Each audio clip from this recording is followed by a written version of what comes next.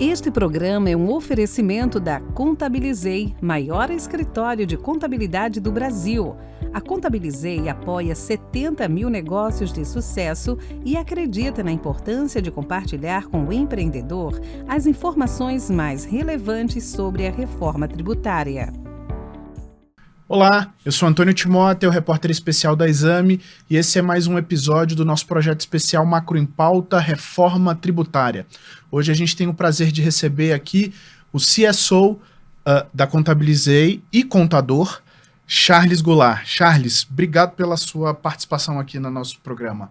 Obrigado, Timóteo, mais uma vez. A gente está aqui falando de um tema que vai mudar bastante aí a vida da gente. Com certeza. E hoje a gente vai falar sobre o aumento na complexidade e na gestão dos negócios, sobretudo dos pequenos negócios, com a reforma tributária, né, Charles?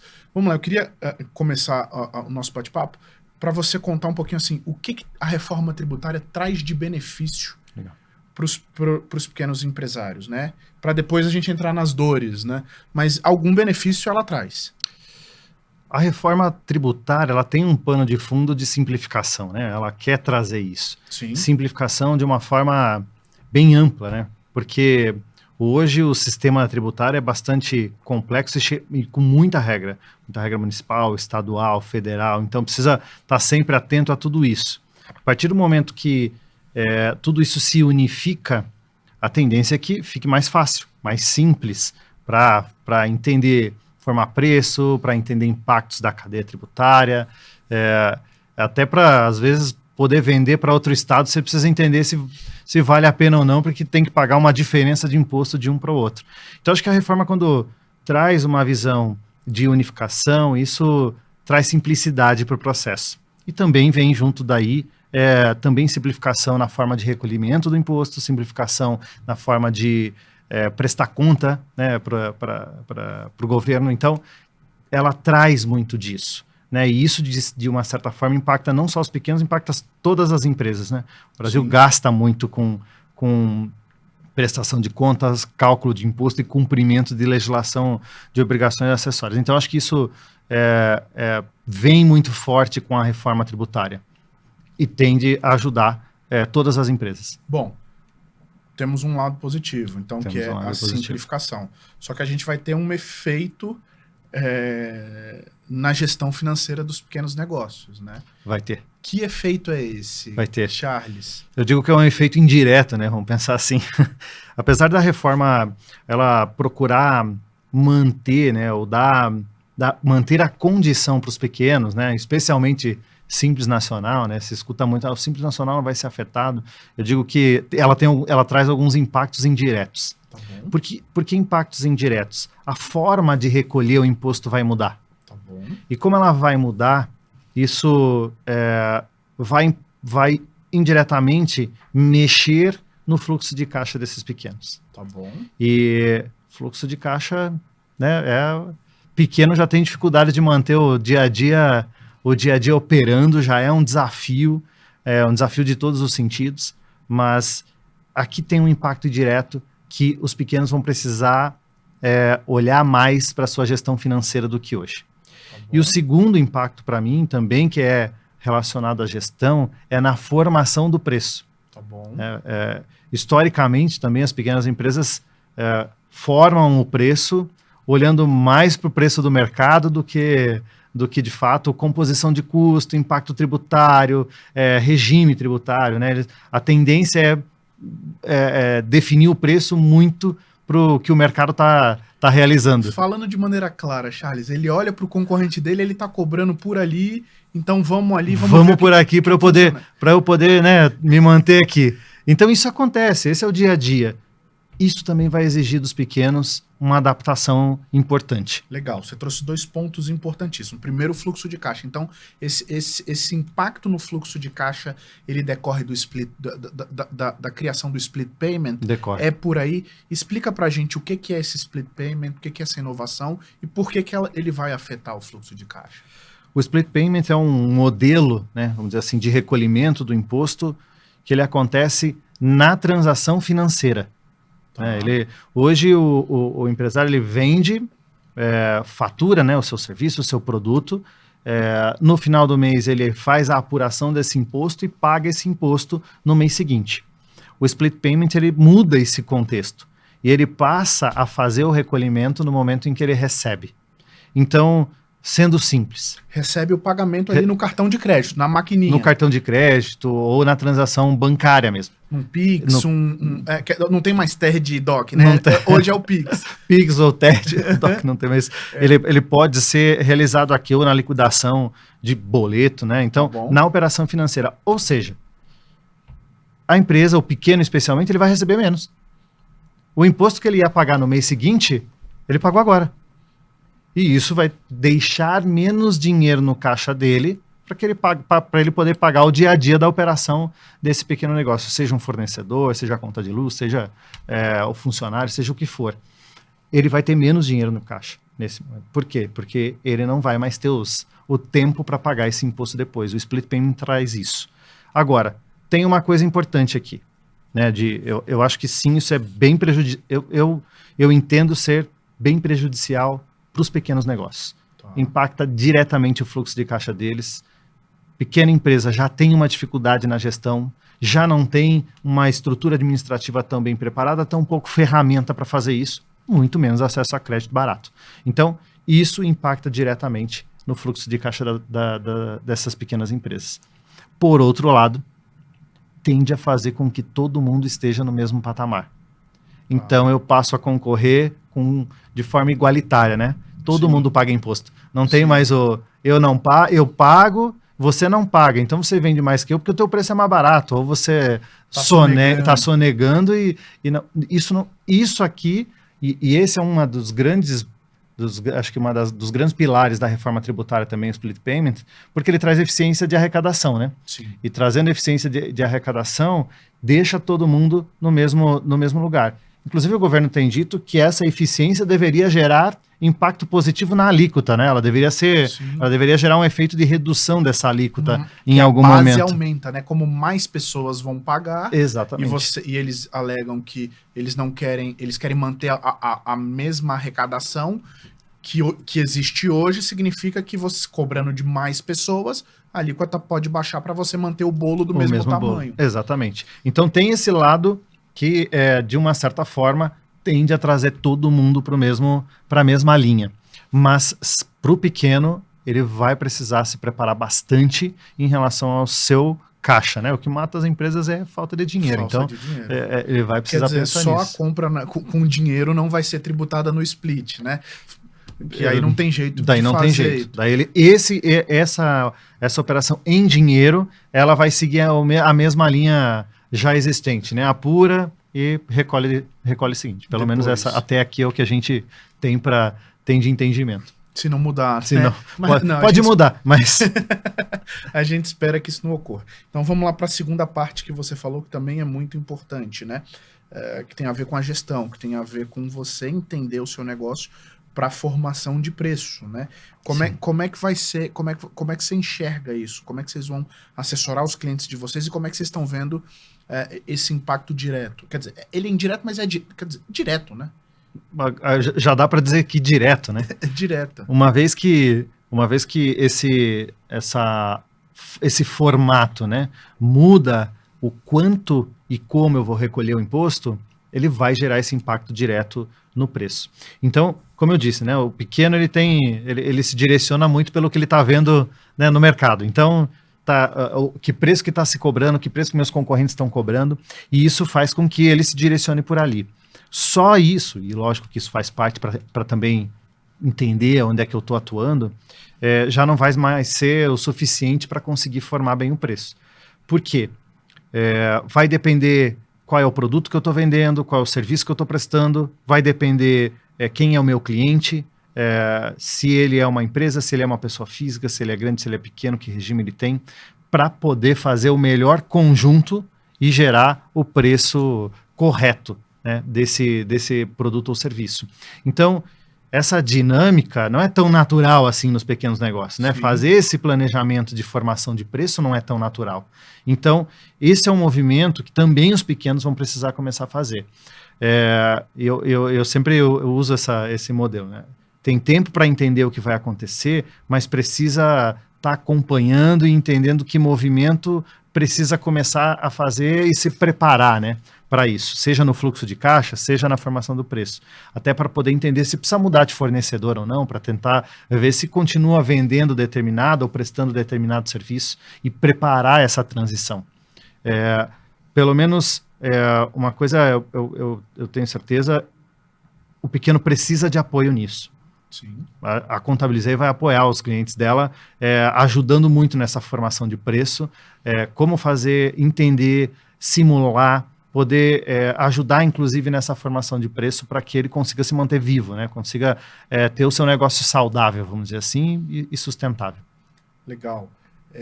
Tem um outro tema que é muito debatido, que está em debate, é sobre o crédito tributário, né? Queria Sim. que você contasse para quem nos assiste como funciona hoje o sistema de crédito tributário para os pequenos negócios e o que vai acontecer com o advento da reforma. Legal.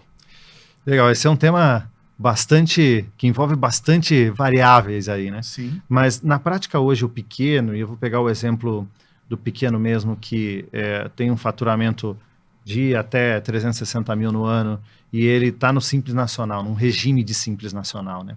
Que o Simples Nacional é o melhor regime hoje para o pequeno, para a microempresa. Ele hoje nem consegue abater o imposto que ele pagou do que ele comprou, tampouco ele gera, né, crédito para quem está comprando dele.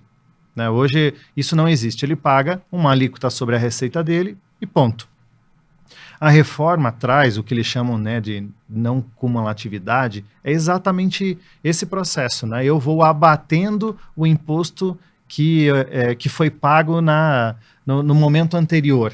Né? Se a indústria produziu e vendeu para um atacado, o atacado vai poder abater o imposto que a indústria pagou. Quando o atacado vender para o varejo vai poder abater o imposto que o atacado pagou, e quando ele vender para o consumidor final, ele vai poder abater da compra, né, daquele produto que ele vendeu. Então é essa cadeia de abatimentos, né, de débito Sim. e crédito que vai se gerando em toda ela. Mas alguns, nesse processo de crédito, estão em determinada etapa dessa cadeia e não conseguem passar esse crédito.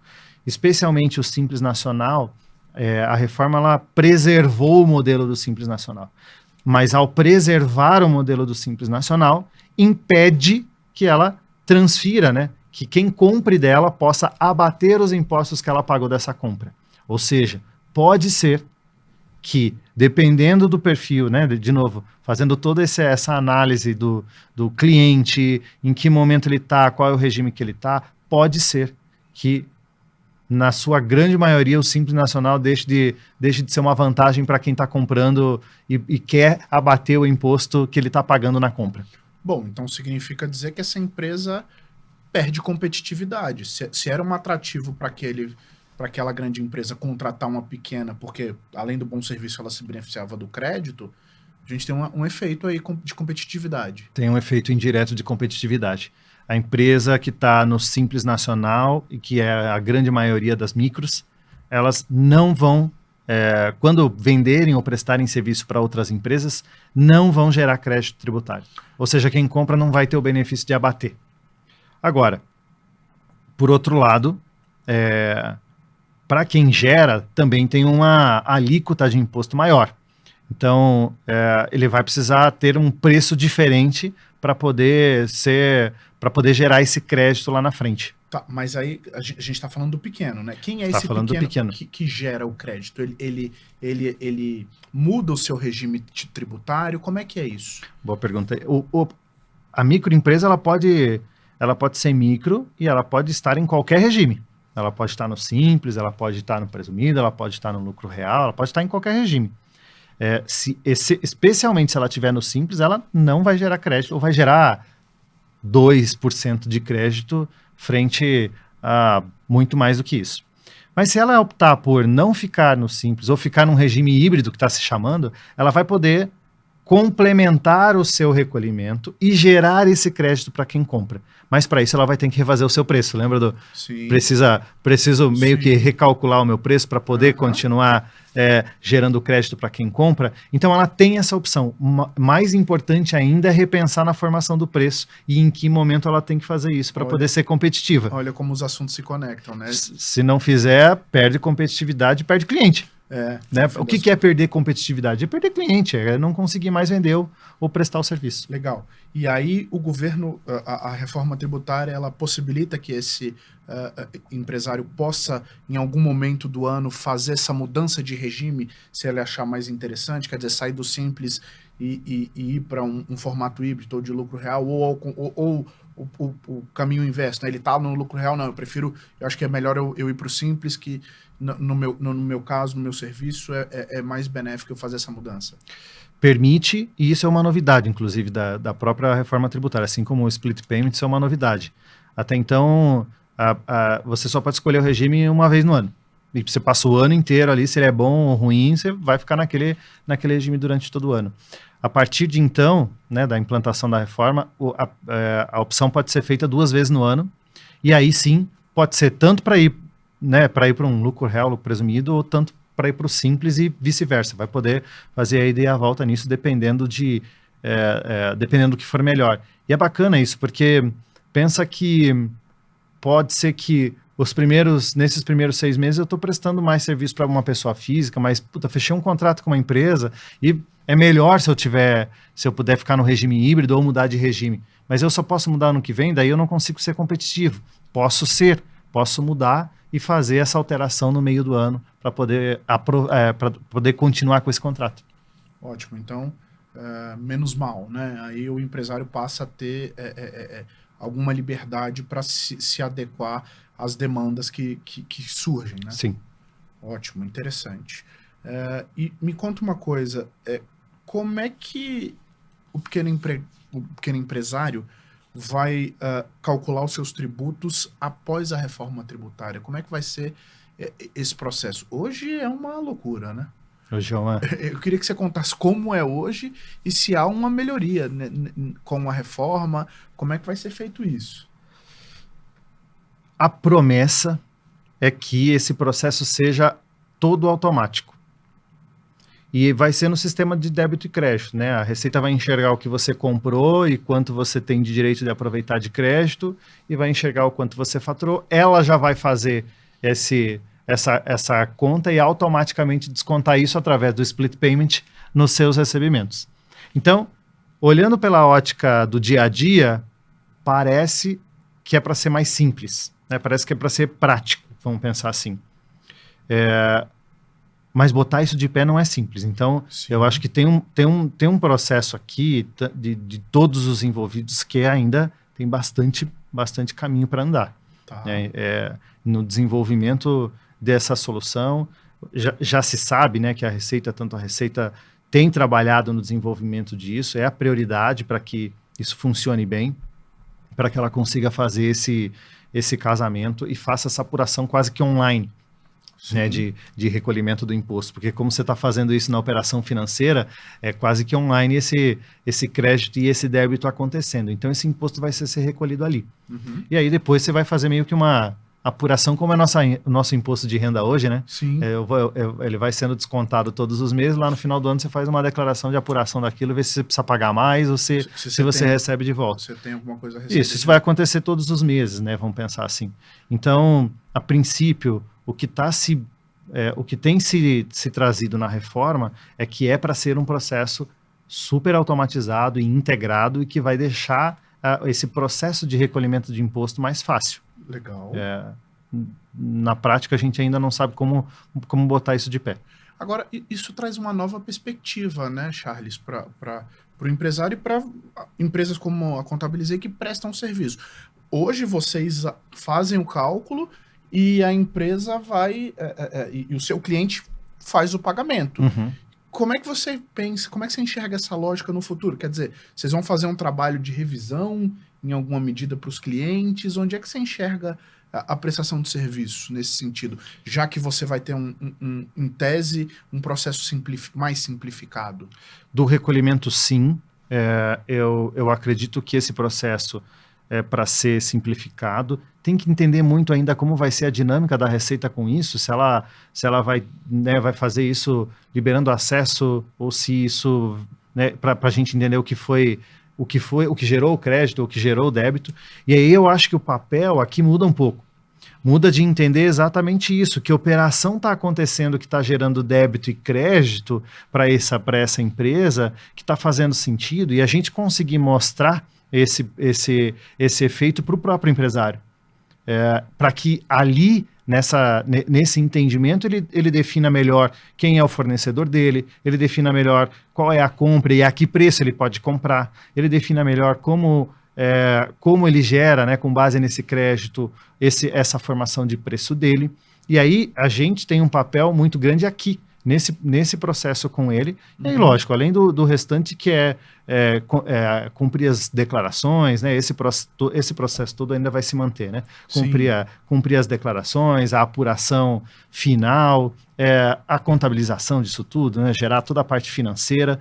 E aí eu acho que é aqui que casa muito do que eu acredito, né? O contador, assim como a Contabilizei, vai ter esse papel de ajudar muito nessa visão muito clara dessa composição de débito e crédito na operação dessa empresa e como isso se expande depois, tanto nas declarações como no dia a dia financeiro.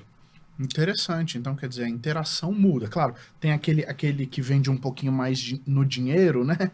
Vai continuar tendo aquele trabalho sendo feito de apuração como ainda é hoje, né? Ele vende hoje, gera sua guia e paga no mês seguinte. Exato. Mas tem uma mudança de dinâmica muito interessante, Charles. Eu fico me perguntando, quer dizer, então, o sucesso da reforma tributária depende muito, então, desse sistema funcionando bem. Depende. Né? Depende muito. A Receita tem se posicionado com bastante segurança de que ela vai estar pronta para oferecer isso para todas as empresas e assim para toda a classe contábil também, claro. RPs, empresas de tecnologia, e de uma forma muito transparente também, porque existe uma similaridade com o que a gente vê hoje de imposto de renda, né? Se você pagou a mais, você recebe de volta, se você pagou menos, você complementa o pagamento, então precisa funcionar muito bem isso. E ela também tem se posicionado de que ela vai, junto com esse processo, criar uma forma simplificada de prestação de conta, para que também os empresários não gastem tanta energia nisso. Mas o sucesso está atrelado a esse sistema funcionar. Legal. Como é que tem sido a interação com a Receita nesse sentido, Charles? Com o governo ou com os atores envolvidos nesse debate? Porque eu não tinha clareza disso, né? Muita gente fala da necessidade de sucesso ali do sistema de créditos e débitos, né? Por causa da simplificação, mas tem uma outra parte sistêmica que é gigantesca que a gente ainda não conhece, né? Não conhece, e a Receita eu acho que ela tem trazido bastante, pelo menos do que eu tenho acompanhado, de dar visibilidade de cronograma e de desenvolvimento para garantir que esse processo aconteça, né, de desenvolvimento por parte deles, né, junto com a CEPRO, inclusive, para poder fazer com que isso funcione. Até aqui, o cronograma diz que vai atender tudo aquilo que diz ali as regras de transição. Legal. Você lembra das datas, quer dizer, quando é que começa a operar? Quer dizer, o sistema tem que estar pronto nesse ano, né? O sistema deveria estar pronto esse ano, para poder começar a fazer, para começar pelo menos os testes no ano que vem. Já tem algumas mudanças acontecendo, né? Desde mudanças em informação de nota fiscal, por exemplo, né? Os governos já têm trabalhado um pouco nisso, mas efetivamente o motor de cálculo ele ainda está em desenvolvimento, né? Ele não existe na prática. Entendi. Ele existe só no planejamento. Entendi. E uma dúvida aqui, essa metodologia independe da definição da alíquota? Independe. Independe, não. Independe. Então, ele consegue, Consegue. modelar o sistema Consegue modelar. sem a alíquota. Bom, Sim. aí com a alíquota fica perfeito, né? Aí, A alíquota ele vai parametrizar lá a alíquota, que pode, inclusive, né, mudar. Mas independe da alíquota, ele pode criar todo o mecanismo de débito e crédito que permita estar pronto para operar. Porque também, vamos lembrar que tudo isso precisa se conectar depois com o próprio sistema financeiro, né? Já que Sim. a origem ali do recolhimento vai se dar na operação financeira. Então, ele precisa estar pronto logo, né? Esse ano precisa estar pronto. Para se conectar ao sistema dos bancos, Exato. maquininhas e tudo. Precisa estar pronto para isso. Cara, fabuloso. É uma mudança de paradigma gigante no país. Como é que tem sido a ansiedade da alíquota com os clientes, Charles? O que eles estão demandando de vocês nesse momento? Quais são as dúvidas, as agonias? O que você tem percebido? O que tem chegado para vocês? Muito uma dúvida de fato como vai ser. Já se entendeu que tem um aumento aí de alíquota, né? Porque muito se falou dos 28%, né? Todo mundo entendeu já os 28%. Então, já se tem clareza do aumento. E aí a dúvida e a ansiedade vem muito mais em, tá bom, mas como que isso aqui impacta para mim? O que eu tenho que fazer? Né? Como é que eu me preparo para isso? Né? Como é que eu faço essa conta? Né? Na prática, como é que eu faço essa conta aqui que eu tenho que pagar? Então, tá vindo um pouco disso ainda. Eu acho que hoje já é possível, né, fazer algumas simulações e para aqueles que já estão se adiantando, tentar ajudar nessa visibilidade de quanto de fato impacta no preço e quanto ele vai precisar recolher de imposto. Hoje essas simulações pelo menos já dá para fazer, lógico, fazendo com a alíquota de 28 e com as regras que estão disponíveis. Né? Então, vamos ter que aguardar essa alíquota final para a gente poder para que o empresário faça as suas simulações corretas e possa se preparar dentro de tudo aquilo que a gente já conversou aqui, né? O efeito do split, o efeito no seu fluxo de caixa em decorrência do split, e entender melhor seu negócio para formar um preço melhor, para poder oferecer um serviço, quer dizer, para que o seu negócio tenha sucesso, né? Exatamente. Que tenha vida financeira prolongada. Eu acho que tem a alíquota, mas eu não esperaria sair. A alíquota não vai baixar de 28, né? Então, tem a alíquota. Mas até o próprio split payment pode cair pode impactar no preço do serviço. Tá. Porque esse pequeno vai precisar se preparar, né, para poder ganhar um fôlego no fluxo de caixa. E ele tem dois caminhos, né? Ou ele tenta construir isso até lá, ou ele vai precisar buscar recurso para poder se financiar nesse período. E buscar recurso custa. Então, isso também impacta nessa formação de preço. Né? De maneira simples, ou ele engorda o caixa, ou ele poupa bastante para poder se adequar, ou ele vai tomar crédito. Vai ao mercado tomar crédito. Vai a um banco, bater na porta. E aí também custa. Tem um custo, e isso impacta o preço. Impacta o preço. Então, tem aí vários movimentos, né, que esses pequenos precisam fazer, que talvez hoje não está tão natural, mas que vai precisar começar esse processo de adaptação. Fabuloso, Charles. O dever de casa do empresário é enorme. Enorme. E vocês, então, têm uma demanda aí para ensinar as pessoas a como lidar com as suas prestações de contas e de pagamento de tributos, que é enorme, né? Seja um pequeno, um profissional liberal, ele vai precisar se atentar para isso. Ele vai precisar, mas eu acredito muito, assim, Timóteo, nisso que a gente não só quer como vai criar soluções e disponibilizar soluções para os nossos clientes, que isso fique mais fácil. Que esse processo fique mais fácil. Ele vai trazer os inputs do negócio dele. E não se preocupar se a regra A ou B ou C funciona para ele ou não, né? Ele precisa trazer o contexto do negócio dele, que é o que importa para poder fazer a melhor escolha.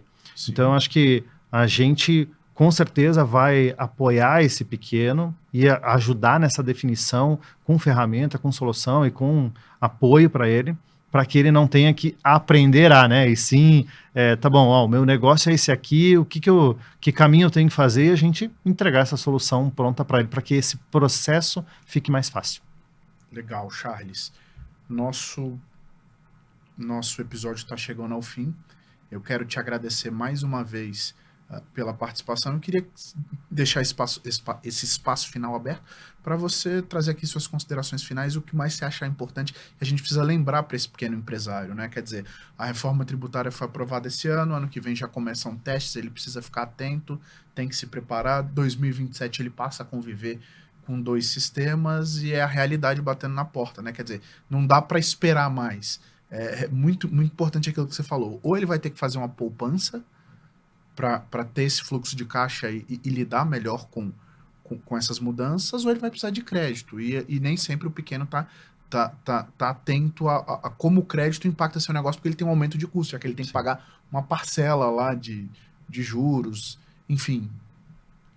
Eu agradeço de novo aqui a participação, estar aqui com você, e a minha consideração é que as coisas, esse dia a dia vai mudar. Acho que essa é a certeza, né? Esse dia a dia vai mudar. Em alguns pontos, algumas variáveis positivamente, mas outras vão precisar muito de adaptação. E não espere para se adaptar lá na frente, porque nós estamos falando de preço, de custo, de resultado no final do dia, que pagam as contas do dia a dia. Então, para isso, às vezes, precisa de tempo para se adaptar. Seja para negociar um contrato, seja para criar um colchão, seja para pensar em buscar soluções e buscar um profissional para apoiar, inclusive, de confiança. Então, com a certeza que a gente tem hoje de que essa dinâmica do dia a dia vai mudar, inclusive para os pequenos e especialmente para os pequenos, acho que a hora é agora de começar a olhar para isso com cuidado, para que isso não seja atropelado e seja impactado no fim do dia por uma mudança que já é sabida e conhecida que vai acontecer, né, que já está acontecendo, e deixar isso para a última hora. Então essa é a minha recomendação aí para todos os pequenos empresários. Legal, Charles. Obrigado pela sua atenção, um prazer enorme ter você aqui. Obrigado. E obrigado a você que nos acompanhou até este momento. Continue acessando a exame.com, assine a revista Exame e continue nos prestigiando com a sua audiência qualificada. Até a próxima. Este programa é um oferecimento da Contabilizei, maior escritório de contabilidade do Brasil. A Contabilizei apoia 70 mil negócios de sucesso e acredita na importância de compartilhar com o empreendedor as informações mais relevantes sobre a reforma tributária.